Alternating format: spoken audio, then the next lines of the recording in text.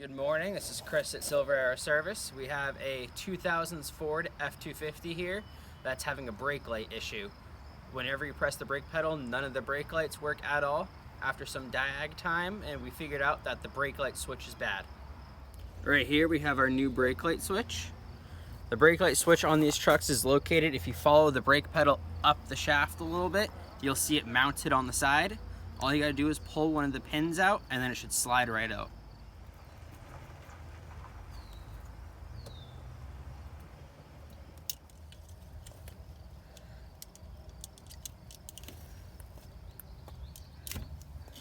So we have the old brake light switch right here. In the car, there's a little pin that goes through like this, and then this comes down.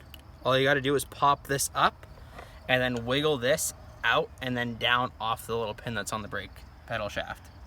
We got the new brake light switch installed. Everything's all set now. If you need your car serviced, call us at 603-566-2075 or contact us online at silverarrowservice.com.